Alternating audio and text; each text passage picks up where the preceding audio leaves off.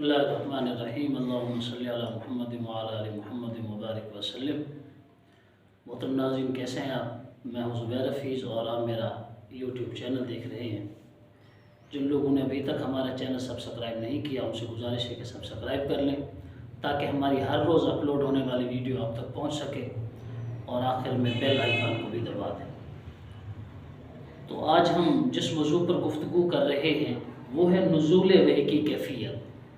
चूँकि हम जानते हैं, हम इस चीज़ को पढ़ चुके हैं, मुताला कर चुके हैं कि हम तक जो दीन पहुँचा हुजूर सल्लल्लाहु अलैहि वसल्लम पर जो कुरान नाजिल हुआ वो वही की सूरत में नाजिल हुआ। तो वही जब नाजिल होती थी तो आप सल्लल्लाहु अलैहि वसल्लम की कैफियत क्या होती थी? पहली बात यह है कि हुजूर सल्लल्लाहु अलैहि वसल्लम ने कभी किसी के सामने इसका इजहार नहीं फरमाया कि जब वही नाजिल होती है तो मेरी क्या कैफियत होती है। इसीलिए इसका कमा हक़्क़ुहु 100% इदराक करना और इसको समझना, इसका अंदाज़ा लगाना ये तो बहुत मुश्किल है।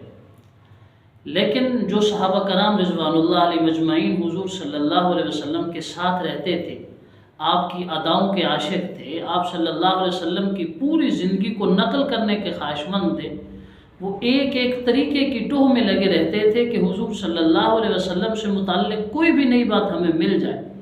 यही उनका असल इश्क था और यही उनकी कामिल मोहब्बत थी। तो सहाबा कराम रिज़वानुल्लाह अलैहिम अजमईन उनके ज़हनों में ये चीज़ थी। कुछ लोग ये चाहते थे कि हम देखें कि वो कैसी वही होती है, और उन्होंने फिर जो अपने मुशाहिदात बयान किए हैं, अपने जो तासरात बयान किए हैं, उससे हमें पता चलता है कि वाक़अतन ये बहुत मुश्किल मरहला था।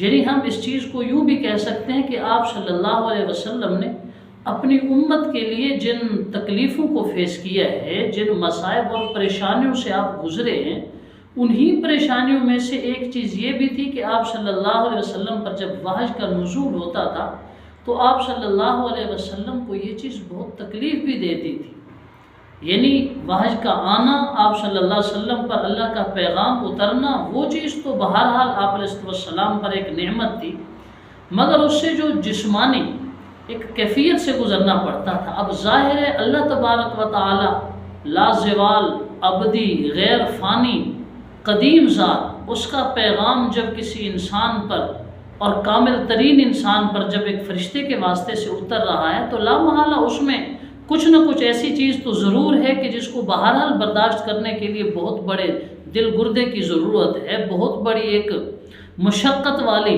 ज़हनियत की ज़रूरत है, बहुत बड़े हौसले की ज़रूरत है। तो कोई शक नहीं कि आप सल्लल्लाहु अलैहि वसल्लम ने अपने अंदर ये हौसला भी था कि आप सल्लल्लाहु अलैहि वसल्लम उस चीज़ को बर्दाश्त भी कर लेते थे और उम्मत तक आगे उसको मिन्नवान पहुँचाया भी सही। ज़ैल में हम दो वाक़यात का तज़किरा करते हैं जिससे पता चलेगा कि आप सल्लल्लाहु अलैहि वसल्लम पर जब वहज का नुज़ूल होता था तो क्या कैफियत होती थी। फ़तह मक्का के मौका पर आप सल्लल्लाहु अलैहि वसल्लम कस्वा नामी ऊँटनी पर सवार थे। आपको पता है कि ऊँट को जैसे रेगिस्तान का जहाज़ कहा जाता है, पहाड़ी और रेतले इलाके हैं, वहाँ सवारी ही यही ऊँट होते हैं। और फिर ये कि हज़रत अबू बकर सिद्दीक़ रज़ी अल्लाह तआला अन्हु ने इसे बतौर ख़ास हिजरत के सफ़र के लिए तैयार किया था। खूब खिलाया पिलाया, मोटा ताज़ा किया हुआ था। इंतहाई ताकतवर सवारी थी। हुजूर सल्लल्लाहु अलैहि वसल्लम इस पर तशरीफ़ फरमा थे। सैयदना अबू बकर सिद्दीक़ रज़ी अल्लाह तआला अन्हु भी आप सल्लम के साथ थे। अब जब मक्का फ़तह करने के लिए सहाबा कराम का लश्कर हुजूर सल्लल्लाहु अलैहि वसल्लम की क़यादत में निकला तो आप सल्लल्लाहु अलैहि वसल्लम ने एक जंगी महारत के तौर पर और जंगी चाल के पेश नज़र मुख्तलिफ टुकड़े बना दिए थे। बाज़ रिवायत में आता है कि 4 दस्ते थे, बाज़ में आता है कि 5 दस्ते थे। बहरहाल 10,000 का एक लश्कर आप सल्लम ने भेजा था और आप अलैहिस्सलाम ख़ुद उसको लीड फरमा रहे थे, आप क़यादत फरमा रहे थे। तो अचानक वो जो ऊँटनी थी कस्वा, वो बैठ गई। अब जो आप सल्लल्लाहु अलैहि वसल्लम के पीछे आ रहे थे सहाबा कराम, उन्होंने भी देखा कि आगे कुछ हुजूम सा बन गया है, लोग रुक गए हैं, लगता है कि सफ़र रुक गया है। लोग अपनी सवारियों से उतर कर आगे चल पड़े देखने के लिए। कुछ लोगों ने सवारियाँ ज़्यादा दौड़ाई कि आगे चल के देखें कि क्या हुआ है। लोग आके देखते हैं कि वो कस्वा नामी ऊँटनी बैठ गई है और उसकी टांगें काँप रही हैं। कुछ देर के बाद हुजूर सल्लल्लाहु अलैहि वसल्लम को जो देखा गया तो आप सल्लल्लाहु अलैहि वसल्लम पर भी वही की कैफियत तारी थी। सहाबा करम समझ गए कि आप अलैहिस्सलाम पर वाज नाज़िल हो रही है और उसी के बोझ की वजह से ये ऊँटनी बैठ गई है। حدیث میں بھی آتا ہے نا کہ حضرت عائشہ رضی اللہ تعالیٰ عنہ فرماتی ہیں کہ جب آپ صلی اللہ علیہ وسلم پر وحی کا نزول ہوتا تھا، حالانکہ مدینہ منورہ کی ٹھنڈی راتیں ہوتی تھی. آپ میں سے جو لوگ مدینہ مکہ کے سفر کو گئے ہیں، اللہ تعالیٰ ہم سب کو بار بار اس حاضری کا موقع بخشیں. کتنی یخ بستہ ٹھنڈی سرد راتیں ہوتی ہیں مدینہ منورہ کی، اور وہاں مدینہ کی ٹھنڈی راتوں میں بھی حضرت عائشہ فرماتی ہیں حضور صلی اللہ علیہ وسلم سے موتیوں کی طرح آپ کی پیشانی مبارک سے پسینے کے قطرے یوں ٹپک رہے ہوتے تھے جیسے کوئی رگ کھلی ہے اور اس سے پسینہ نکل رہا ہے. تو حضور صلی اللہ علیہ وسلم کی یہ کیفیت صحابہ کرام نے دیکھ لی. کچھ دیر کے بعد وہ معاملہ صاف ہو گیا. تو دیکھیے یہ وحی کی کیفیت تھی. آپ صلی اللہ علیہ وسلم اس حالت میں جب وحی کا نزول ہوا تو وہ اونٹنی باوجود زور آور ہونے کے، باوجود طاقتور جانور ہونے کے، وہ بھی بیٹھ گئی. اس سے دوسرا واقعہ حضرت زید بن ثابت رضی اللہ تعالیٰ عنہ کا احادیث کی کتب میں مذکور ہے. حضرت زید بن ثابت رضی اللہ تعالیٰ عنہ جلیل القدر صحابی ہیں. حضور صلی اللہ علیہ وسلم کے سیکریٹری کی حیثیت سے آپ کے ساتھ رہا کرتے تھے، اور کاتبین وحی میں سے بھی بڑا اونچا مرتبہ اور مقام ہے. سیدنا صدیق اکبر رضی اللہ تعالیٰ عنہ نے جو بورڈ بنایا تھا تدوین قرآن کے حوالے سے، اس کے بھی سربراہ تھے. تو حضرت زید رضی اللہ تعالیٰ عنہ بیان کرتے ہیں، یہ ہجرت سے 1 یا 2 سال بعد کا واقعہ ہے، جب حضور صلی اللہ علیہ وسلم چارٹر آف مدینہ، میثاق مدینہ کو مرتب فرما رہے تھے، لکھوا رہے تھے، تو مختلف وفود آپ کے پاس آتے تھے، لوگوں کا ہجوم رہتا تھا. حضرت زید رضی اللہ تعالیٰ عنہ فرماتے ہیں کہ ایک بار ایسا ہوا کہ جگہ کی قلت کے باعث ہم سب لوگ اکٹھے بیٹھے تھے.